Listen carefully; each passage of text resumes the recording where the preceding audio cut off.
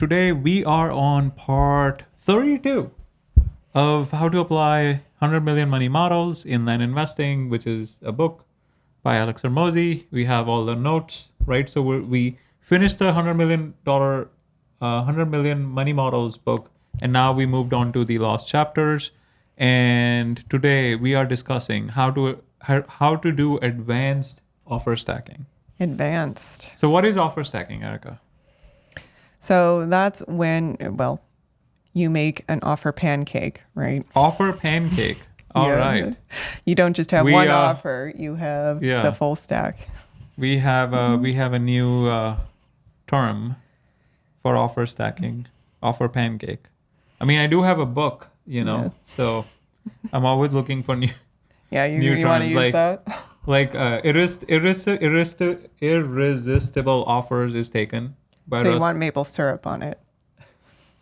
Irresistible offer is taken. Grand Slam offer is taken. So I came up with banger offer. Yeah. I'm pretty sure no one wants to copy that. And then offer stacking was taken. So you came up with pancake offers. What did you get? Offer pancake. Offer pancake. Okay. All right. So Now how I'm to hungry. how to do advanced offer pancakes. All right. So the amount of money you make is directly proportional to the amount of goodwill you have multiplied by the amount of offers you make. So this is like my principal motto, right? In the book. That's what I start with, essentially. This, by the way, this is where I got it from. In case you're wondering, Erica. It's like hidden deep in the lost chapters in like middle of one chapter, right? Which is kind of I will say it's kind of a shame. Yeah, this is a little bit of a tangent, but I have noticed you are really good at you'll listen to a podcast and someone he'll make an offhand comment or it'll be just like a little story he puts in and you'll extract from that some principle that you're like, oh, we should actually do this. And I was surprised that he didn't put any emphasis on this. It was just like a quote that he's every chapter he starts with a quote, and this is just one of the quotes. That's it. He didn't explain. I was like, that was like the most revelation breaking or epiphany or breakthrough for me, the biggest breakthrough for me when I saw this quote. I was like, wait, this makes all the sense, right? So every podcast interview that I go to, right, as a guest, that's what I start with. It's like the principle that defines the book that I wrote is like the basic.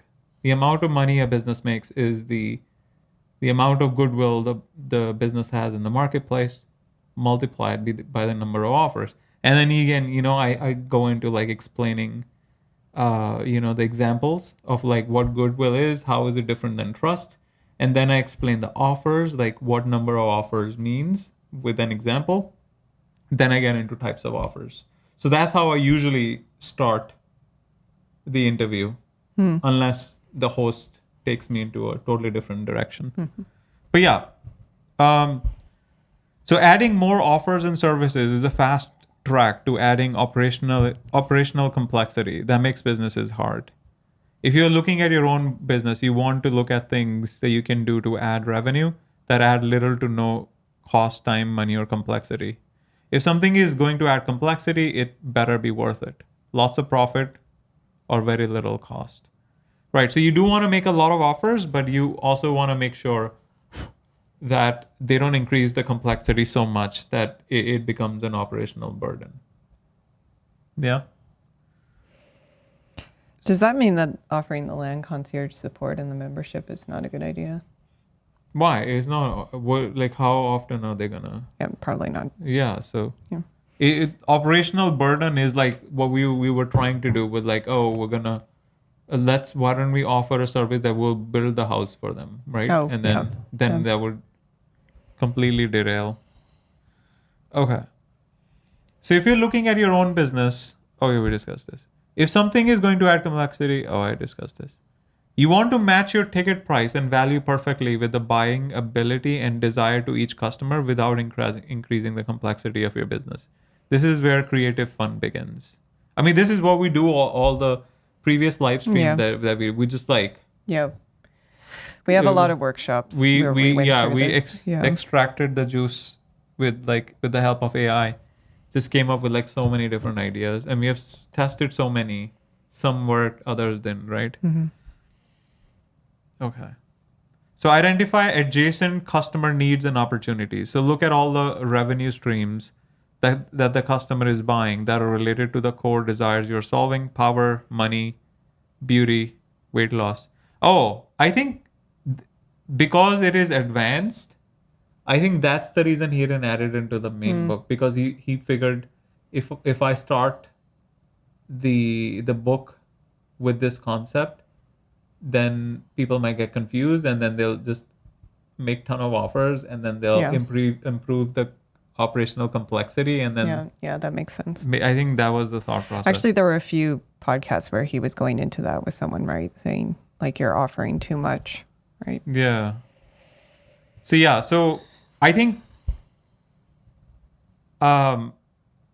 offering too many core products. So that's the reason why I start the example with the car rental, right? Mm-hmm.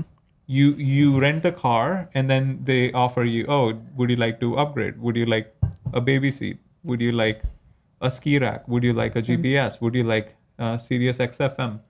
Would you like the insurance upgrade, right? So those are all offers are like they're not adding operational burden, right? Just like for us, it's not concierge service, it's like extra phone call. Yeah. It's not adding operational complexity. That's why it's an offer pancake and not a offer smoothie and hash brown. I don't know. Okay. All right. I think I did. I think you got too excited. I got too excited about that. I think that's what happens when we only do one live stream together. You get too excited. Yeah. Before we had 2 live streams back to back, and by the time we did HWB, you were like, you just do your thing. I'm gonna sit here. Tired. And now there's like all this built up energy, right? Yeah. So you're like, oh, we haven't done a live together. I think it's probably for the best, because then now we can do more of HWB lives, which... Yeah, I mean, these are the helpful lives. This is where we get the other one is more entertainment, and right. we're really not Mr. Beast, right? You're saying we're not entertaining? No, as in like we're not in that space. Yeah. And people who are 100% focused on entertainment will obviously do better. Yeah. So we should be focused 100% on business. Okay. All right. So,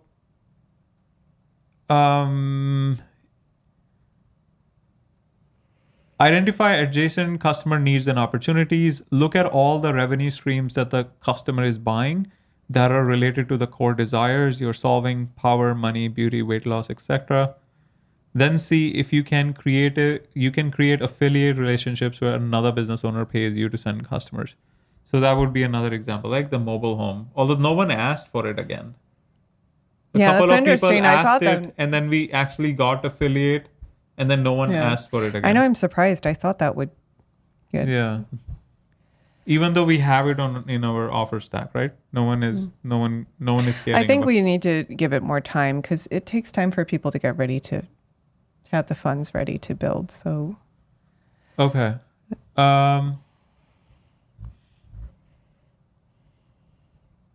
Or you can add it in with little to no operations. Like if you can add it yourself, that would, like, everything in-house, that would be even better. So example, adding a sales console to sell physical products, the only added complexity is a meeting with the customer, which is worth it. Or as in, like, he was doing gyms, and then they started selling supplements, like physical products, right? Okay. Need stream before and after they have turned into... Wait, what? What? Need stream before and after they have turned into revenue opportunities. I don't Yeah, I don't I know don't I what don't know that what is. you're trying to say there. With the old model, the customer comes to you to solve this large problem and only pays you for this one component and then pays 5-6 businesses for the other components of the problem. With a new model, you can look at every single problem that the customer has and they give you all the money. Oh, as in like they were coming to the gym just to work out, and then they will go to GNC to Yeah. buy supplements, and then they'll go to Target to buy their workout clothes, right? So why don't the gym sell the supplements, and they'll go to 7-Eleven to get ready-made drinks. So now, what did they do? They have the gym, they have like a little clothing shop, they have like a little fridge you can buy protein shakes, and then they have supplements. So everything they pretty much put in their own gym, self-contained, right? And then it increase their lifetime value of the customer, which is genius, right? I'm sure GNC and all those other stores are feeling the pain of gyms taking over more and more. Although, like, I not don't- all gyms do it. Like, I Yeah. know Planet Fitness doesn't do it, right? They just Yeah. they should. Our gym does that. Yeah. But yeah, I don't know well, how I well- talk about our gym in the book extensively. Yeah, they're doing They're They're- doing they're on top of they're things. you know They they're are. I looked up who the owner was. Like I was trying to figure out they're like very smart. Like they are very smart, yeah. and who is the owner? And it's like a VC venture capital backed. So they're like very smart people running it. They're like squeezing every single dollar, right? That's how you have to do it, right? If you're gonna run, because they're only charging like what $9-10 a month, right? yeah. So if you're not making revenue, how can you charge so low on the front end? So very smart people. Okay, so they probably already know all of these, right? With a new model, you can look at every single problem that the customer has and they give you all the money. Most businesses refer out a lot of revenue. They make recommendations of products or services that are complementary to their own. Over time, constantly thinking with this mindset adds up. Yeah, I mean, it is true. Like once you start thinking like that, I mean, even you like, oh, can we do this? Can we offer this? Can we offer that? Right? Because your mindset, you know how to think like a VC firm now, right? Like you're constantly, talking to clients and you think, oh, can we do this? Can we offer this? Oh, this one is not landing. Let's get rid of this. Like you're constantly optimizing, right? When I was writing the book, it was also similar to like, I added these principles and I was like, wait a second, if I add one more, will this conflict with this? So I was like constantly like doing the math. Is somewhat of a similar concept. Okay. The only reason I bring up book is because I was hoping you're gonna show it, but All right. you don't seem to get the hint, so I have to be crude.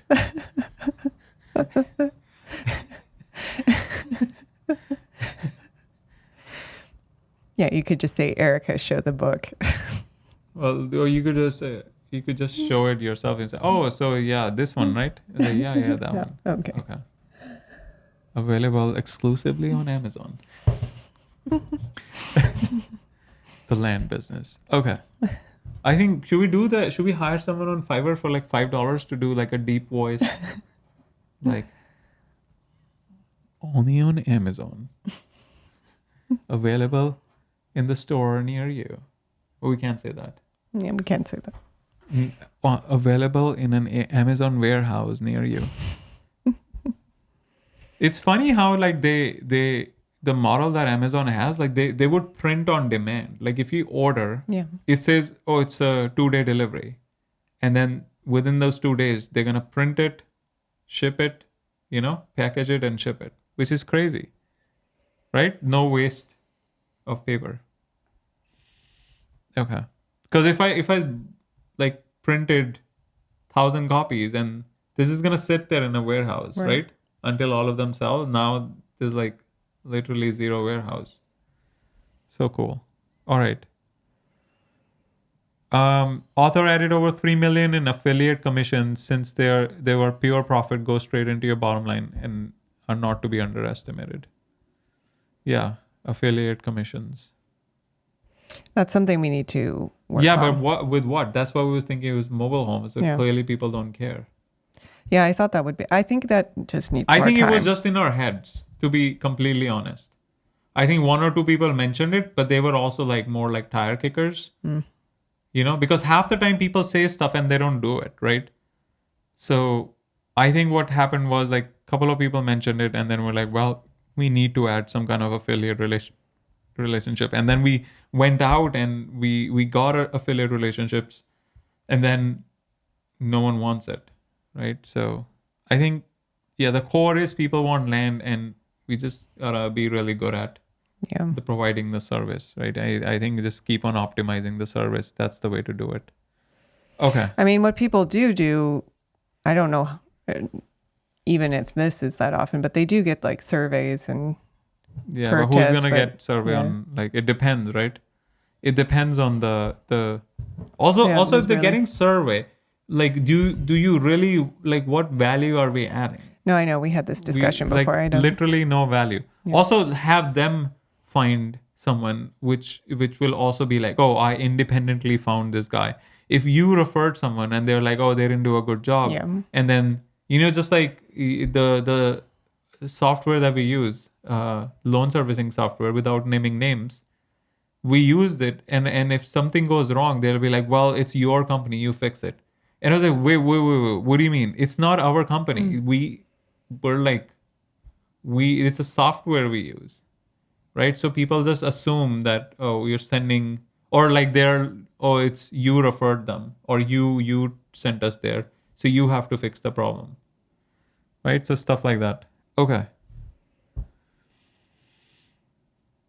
However, if something you refer out makes you even more money, sometimes it's worth buying or incorporating their business altogether.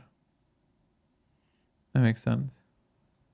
Author was able to pay for their entire onboarding team and customer support team by adding an additional call to the onboarding process for new clients. They appreciated the extra support, and Author was able to guarantee that each of his customers clicked each of their Author's affiliated links when signing up for the solutions they needed. That's smart. Mm-hmm. So the orientation call that we do, right? Like right now we do the upsells, but if we had affiliates, we'll make sure they're clicking on the right links, so we get paid. Author only had to cover the cost of additional roles in the company for the first month out of pocket. After that, the affiliate commissions he received paid for the whole team.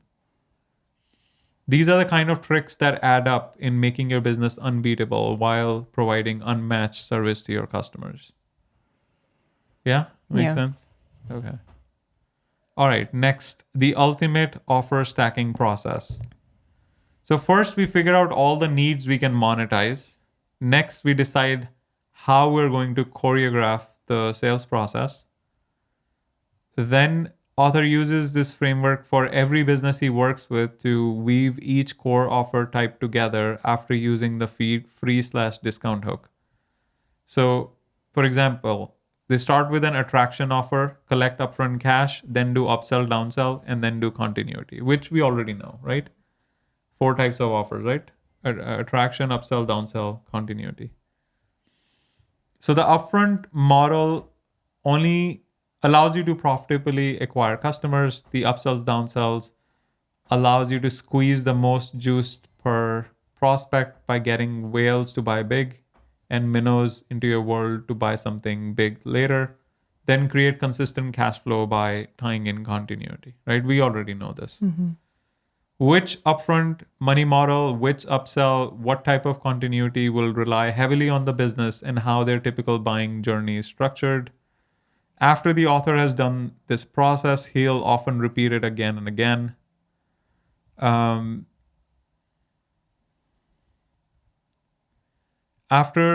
Wait, what do you mean? He'll often repeat it again. Oh, as in like, yeah, for every customer. After the person has taken a continuity offer, You may offer additional services, which might be additional continuity, and then make them offers to prepay as a bonus, which would be more attraction offers or upfront.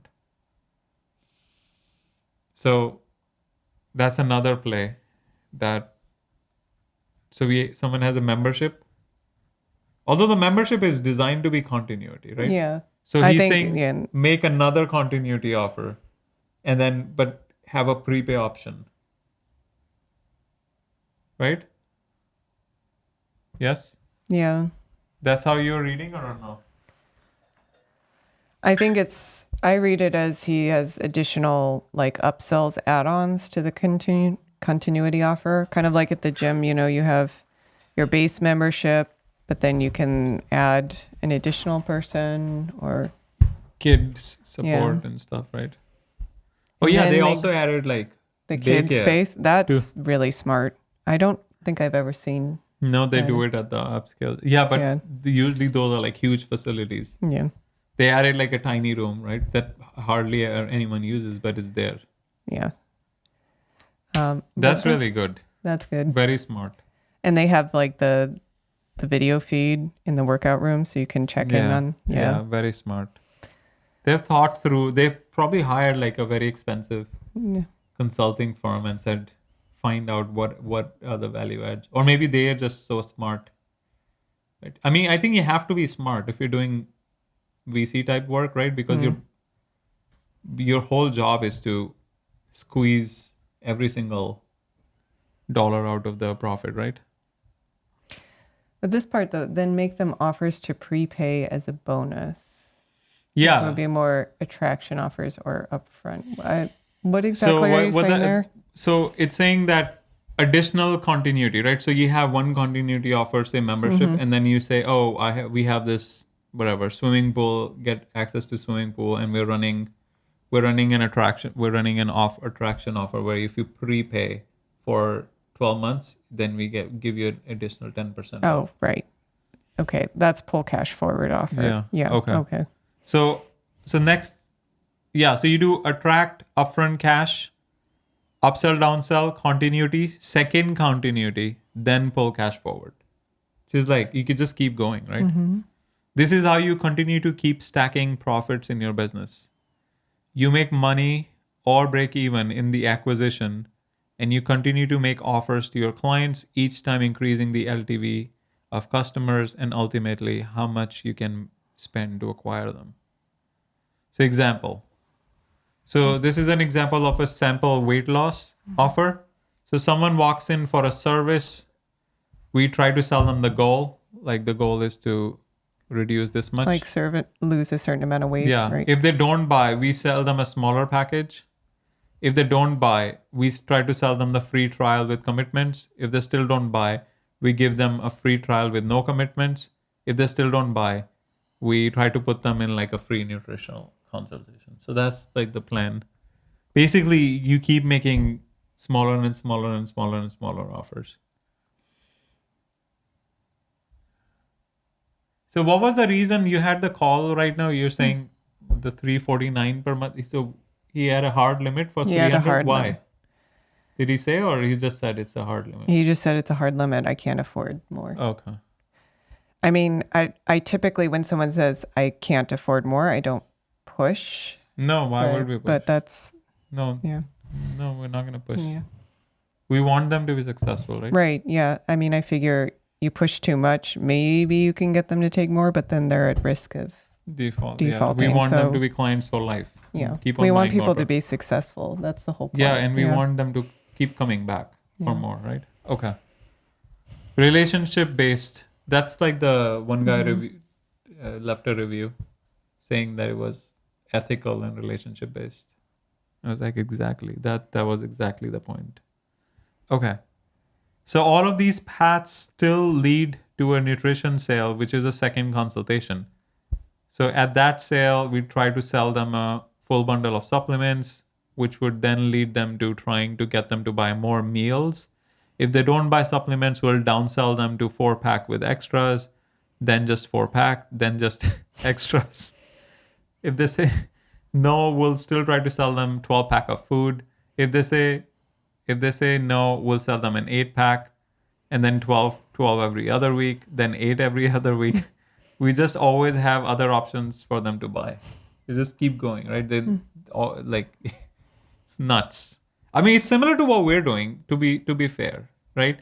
So we have the upfront offer, right? Cash offer. If they say no, then we give them like a little bit of a higher terms, right? Just like we did, like give them like few options. Most of the time they'll take it. If they say no, then we'll, come up with another offer. If they say no, then we're like, well, we can split the down payment and doc fee. If they say no, then we're like, well, we can put a blanket hold. If they say no, we're like, well, how about we could do like a 30-day hold, right? If they say no, we're like, how about we, I think at that point we stop. There's some point where it's clear. We're like, there okay, that- so they just don't have anything. So Yeah. I think at that point we'll just say, well, all right, fine. Just, oh no, actually we don't. We're like, oh, let's schedule it out. Yeah. Then we do BAM FAM, Yeah. which is technically still, right? An offer to meet again. Okay. But yeah, I mean, it's like all the changes we have made after. So how many we have done like what? We have done like 30. So we have 32, right? 12, 16, 20, 24, 28, 32, 36, 40. So like we have 100 plus hours worth of brainstorming and workshop. And it has dramatically changed how we do business. Yeah, that is right? true. Dramatically. Like before we started this and now it's just like day and night, right? Pretty much everything we have applied from all these books we are reviewing from the notes from this book. Okay, these books. All right. So we're very, very heavily revenue generating, and that's the reason why there was like we can stop doing other stuff, but we cannot stop. No, I It doesn't agree. matter who. These- This is more for like the business, and it doesn't matter it's not about views, right? Yeah. We'll Well, it's leave not it- about views or selling. It's more, Yeah, we we'll need leave- this to, Yeah, and we leave it Improve. also to document, right? So we can come back to it and say, oh, this is what you remember Yeah. we didn't Yeah. even know this back then, right? Kind of thing. are you going to make the girls watch all of these? Yeah, we'll watch the kids. The kids will hopefully watch this. And And say, say, you oh, guys are such nerds. no, then like this is the kind of education they should have, right? Yeah. Pretty much everyone should know this. Yeah. If you're gonna be an entrepreneur. Okay. Actually, you could soon have V start watching these. She's getting pretty sharp. Yeah. Okay. So continuity sale for service. We try to sell to their goal. Oh, we did. Oh no, we didn't. So continuity sale for service. We try to sell to their goal. They say no. We try again in 3 weeks. If they say no, we'll try again one more time before exiting them. If they say yes, we'll try to get them to prepay for that period for a small discount. This looks complicated, but it's not. Each Yeah. of the sale flows naturally to the next over the span of their time with us. So these are not like, same sitting, Yeah, I think that's why it's easier to think of these kinds of offer flows just through an example. Because when you write it out, it sounds kind of complicated. But when you think of it, like in the gym example, it seems pretty logical and straightforward. Yeah, we're basically downsell of a downsell of a downsell of a downsell, right? Yeah, I mean, it's logical. We're just trying to basically sell them, right? And then the only reason they're saying no is because of money, right? That's the main, it comes down to. If they're there, If they're there, they clearly really want it, something. right? And they need it, yeah. whatever you're selling. And it's just like a money concern. So we're like trying to figure out what their affordability, right? Yeah. And at some point they'll have more money. And then if we keep doing CS calls, hopefully we can catch them at the right time, right? That's why CS is such a big thing, which is like a massive, right? We didn't used to do CS before.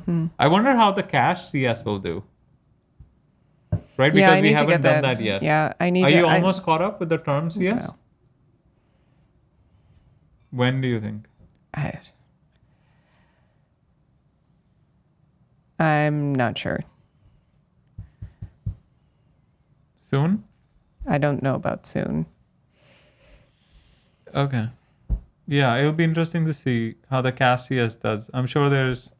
I think I probably need another month before I can get into that project, because what's happening right now is I'm calling every single one of our terms customers. Eventually what's going to happen, as you pointed out, is we're going to start putting them in buckets. Some people will go ahead and take the offer. Others will give a clear no, and we can push out follow-ups.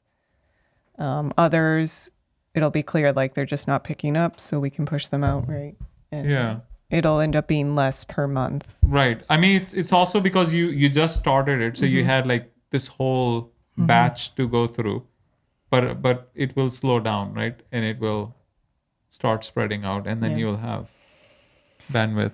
Yeah. Hopefully, by skipping the Zillow lives, it opened up another 30 minutes for you. Yeah, Right? it's definitely helpful to not have that break in my calendar, because At 5 yeah, p.m., I do forget sometimes how draining it is to switch between tasks. It like breaks your whole flow. You have to kind of get back into things. So yeah, that's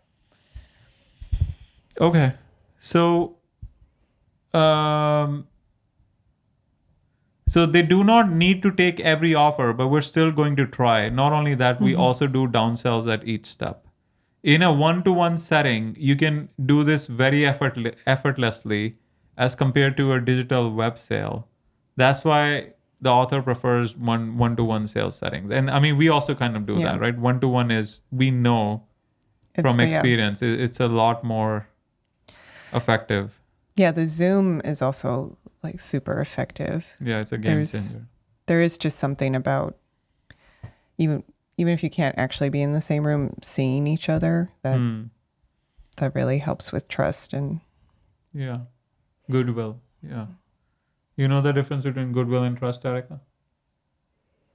trust is just you know that they're going to deliver the product, right?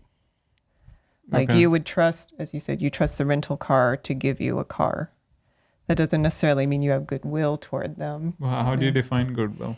Goodwill is, how would I define? That's like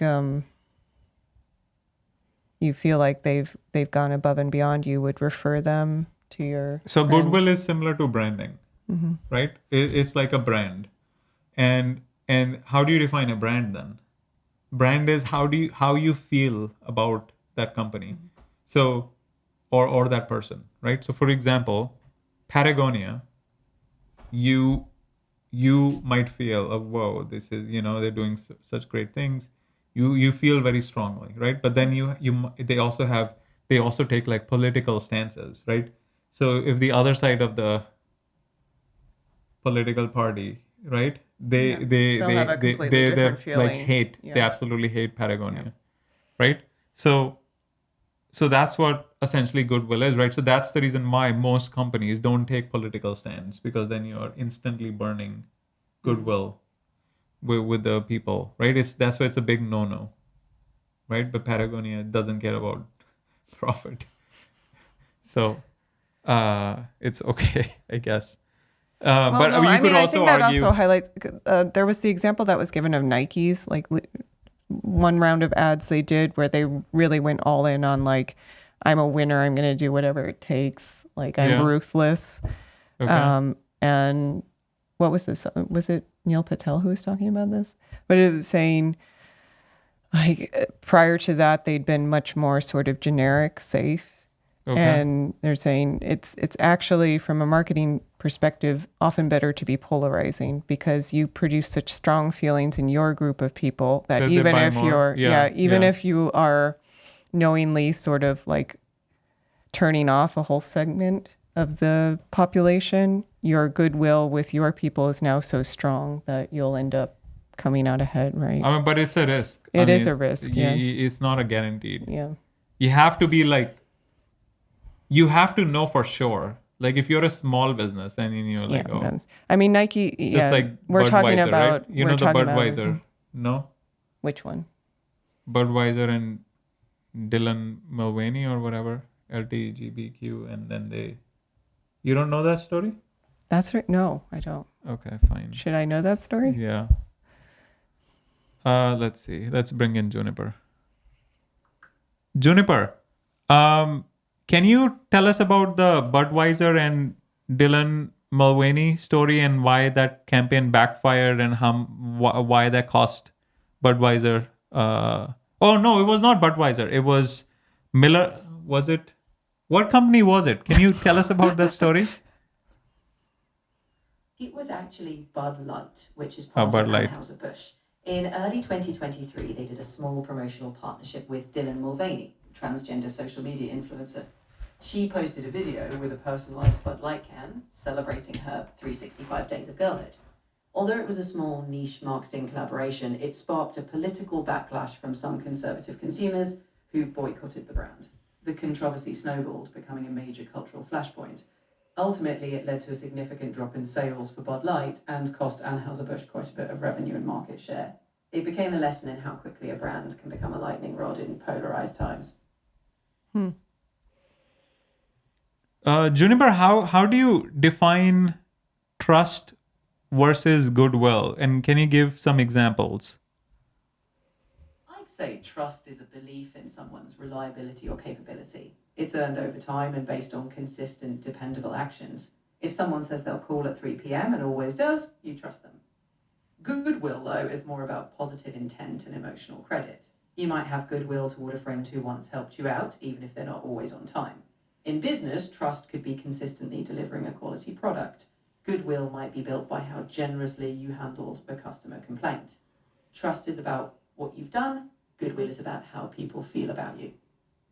Yeah, so goodwill is about. So Juniper, does goodwill and brand mean the same thing? Like how people feel about you? They're related, but not identical. Your brand is the overall perception of your business or identity. It includes everything from your reputation to your values, messaging, and visual identity. Goodwill is more of an emotional asset. It's that reservoir of positive sentiment people hold. So goodwill feeds into your brand strength. If people feel good about you because you've done right by them, that's goodwill. But your brand is the broader story they tell themselves about who you are. So you're saying trust is a component of goodwill and goodwill is a component of brand? Exactly. Trust is often one of the building blocks of goodwill. When people rely on you, they feel positive towards you. That pool of goodwill contributes to the overall strength of your brand. So yes, trust feeds goodwill, and goodwill reinforces the broader lasting impression we call your brand.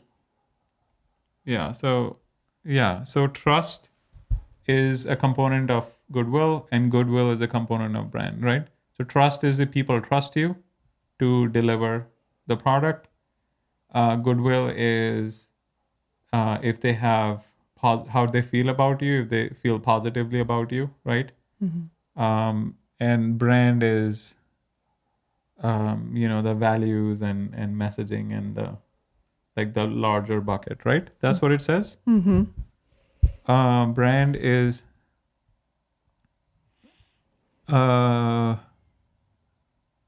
actually, Juniper, can you give an example of give us a realistic example of trust versus goodwill versus brand from a company perspective? Sure, take a company like Patagonia. Trust might be built when their jackets last for years, proving the quality is consistent. Goodwill might come from their environmental activism, say they donate 1% of sales to conservation. That emotional credit makes people feel good about supporting them. The brand is the sum of all of this. When people think Patagonia, they think reliable gear, environmental stewardship, and that outdoorsy lifestyle. It all blends into how we perceive them. Wait, but but how do you build brand? Like what are Isn't the it- additional things you do on top of goodwill to build brand? You start by always, in all your language, associating with someone or something else that represents to the general audience what you're trying to associate your product with. You No, do that but often, in this that, and then- context, I mean, I that's, guess. yeah, a different angle. But in this Yeah. context, what Juniper said,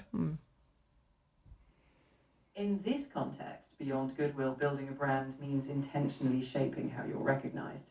That involves consistent messaging, distinct visual identity, think logo or colors, clear values, and delivering on a unique promise. You're not just relying on people feeling good about you, you're crafting a whole identity that they recognize and connect with, whether that's through storytelling, customer experience, or distinct positioning in the market. also identity. So trust is if they'll deliver on the product. Mm-hmm. Goodwill is if like how you feel about the product, right? And you have positively associate, something they have done, and brand is It's identity. it's the identity, like It's what is your product the mean? mission, core values, right? What is their identity? I So think how- of maybe I'm wrong on this, but I think of brand as like, if we're taking Patagonia as an example, when people buy Patagonia, they buy because they want to associate with a certain identity that Patagonia means, which is like, I'm outdoorsy, I care about the environment, probably I'm lean left politically, there's a whole sort of I see, identity yeah. So that how, the brand has associated themselves with, so that people aren't just buying a jacket, they're buying a particular identity. So how would it be for our company? So we have obviously trust that we deliver. Like if you're buying from us, we'll deed you the property. So that's easy. Goodwill is how they feel about the company. So they see you lives online. They associate you adding value and disclosing all the things. So they build some emotional credit, right? That's the word Juniper used, emotional credit, or the emotional reservoir. It's that reservoir of positive sentiment. Yeah, so positive sentiment towards, right? So they feel good about it. And brand is identity. So what kind of identity are we establishing? I wonder, maybe we haven't fleshed that out enough yet. I mean, there's some of the baseline identity, I think, that just comes from being a landowner and being able to say, for a lot of people, this would be their first real estate purchase. So it's just that identity of saying, I am now a landowner. I have assets. I have a certain, amount of status. Yeah. Okay. All right. But we could think more about it. Yeah. I think. All right. We're running low on time. So Yeah, we have 10 minutes. So we should finish this.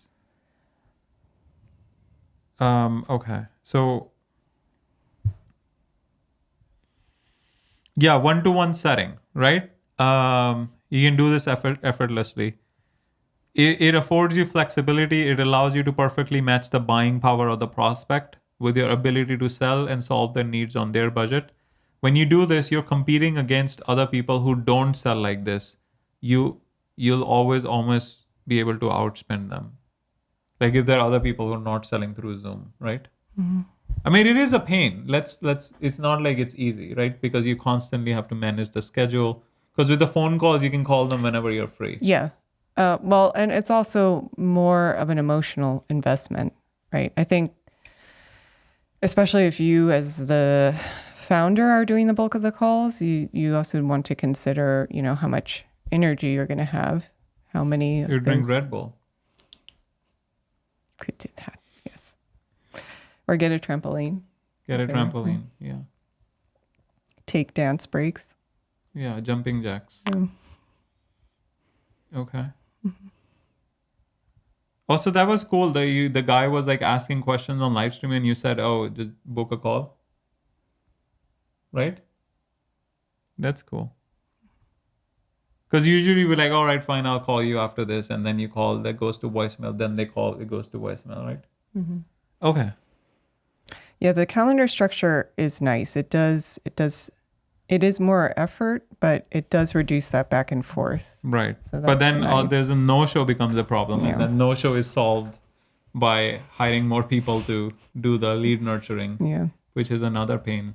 So yeah, I mean, it comes with more. It depends. Again, it all comes down to what problem you wanna and solve. what pain you're willing to take on, right? Yeah. And that's Okay.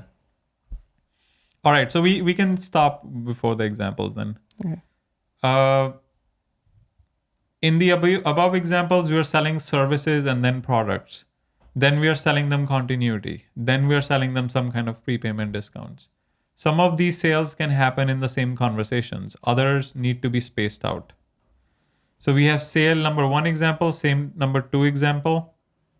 And then we have sale 3, sale 4, and then we have notes. Yeah. So let's see if we can finish this in the next 5 minutes. All right. Okay. Some of these sales can happen in the same conversation. Other needs to be spread out. So sale number 1, service. You pull cash forward on a micro level. You're offering a high ticket solution first. Some percentage of customers will take it. And then we transition to 50% down. Then we transition to 25% down. We already know payment plan downsell, right? We know this. If they still say no, they don't want our services to maintain goodwill, we offer complimentary nutrition. All right. Next, physical sales product. This is an upsell at this orientation.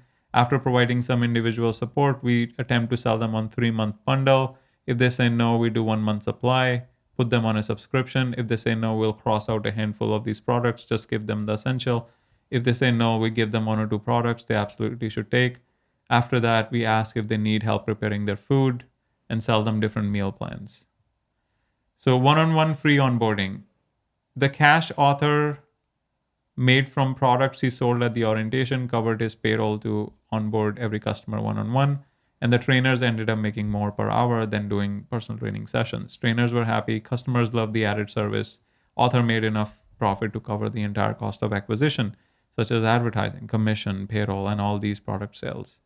Compare this to guy down the street who is always trying to cut cost, or he's afraid of simply making more offers to customers. His employees would take less than authors, so he couldn't keep the best talent. His customers would get worse service, spend less with them. They got worse results. He'll make less money, so he couldn't expand as fast or market to get as many customers. In a competitive market, it's obvious which way of doing business wins in the end. I think one key here is he was suggesting, at least in the beginning, I think a lot of these, it looks like were kind of affiliate sales, right? He was saying, we'll sell them meal plan prices of food prep company that we created a partnership with. Yeah, we discussed that, right? Yeah. You could be affiliate. Either do in-house or affiliate. Okay. People like having problems solved for them in advance, so just solve them and profit. Okay. Sale number 3, this is continuity. We're meeting with customers a few weeks later. We're now positioning this as feedback meeting. This is how we get valuable feedback. It allows you to save a customer who is not happy. It also provides an upsell opportunity. You can do high ticket prepayment, then downsell continuity. If the client is not enjoying their time, we still naturally sell them a higher level product, higher level program with more support. Every problem is an upsell opportunity. Or you feel like we haven't given you enough support, then, how would you like if we message you every morning, check in with you weekly? Will that help? Awesome. Then I think you'll be great fit for our VIP program. You can start for free today. In fact, I'll credit the entire cost of the first program to this VIP because you don't have the best experience. You didn't have the best experience. You just turn around and sell them the next Grand Slam offer. Yeah? Mm-hmm. Okay. Sale number 4, upfront cash, downsell continuity. Getting them to prepay for services or become a last chance at getting them on continuity before they end their program. This helps suck up some sales where people weren't sure if they wanted to commit yet at the meeting beforehand. You can use this as an opportunity to upsell those customers who committed to continuity in the last example to prepay for discount, just more cash upfront. So basically continuity, you say, well, you prepay and get a discount. All right. So notes. This may seem like a lot, but done over 6 to 12 weeks, it's not that overwhelming, and communicating with your clients more in general will make you more money. Right? We discussed this. It's also a principle in my book. The more you talk, every time you talk to a customer is an opportunity for upsell. Okay. The big high value offer is our Grand Slam offer, but in the real world, that Grand Slam offer may have gotten them in the door. Not everyone says yes. So having another Grand Slam offer in your back pocket will dramatically increase your closing percentages. We still advance all prospects to the next stage, even if they say no. This gives us another opportunity to provide value and monetize the person. You start by adding one of these conversation opportunities at a time that adds the most money at the lowest cost. Then we get that down. Then you add the next one and so forth. Prospects want you to solve their problems. People like buying. They just don't like being sold. This is where the Grand Slam offer comes in. It makes it fun for the buyer and the salesperson because everyone likes selling a good idea and everyone likes buying them. A win-win. Good deal. Yeah. I think this is a really key point is because I think a lot of people have issues with sales. They don't want to sell. And the problem isn't really giving offers. It's when you're trying to sell someone, right? People don't like feeling like they're being sold to. People like buying. But people like good deals. Like I think this saying, might be yeah. let me see if I covered this in the Yeah. in the one of the principles. So every customer is an opportunity. Interaction is an opportunity to make an offer. Most business problems can be solved by talking to customers. Decision is the product. Availability is a competitive advantage. Sale is where goodwill is tested. And just to define, I think what we mean when we say people don't like being sold to, people don't like feeling pressured into something, right? Yeah, people like buying. Yeah. Surprise is a preparation failure. Objections are clarity. I don't know if I covered this.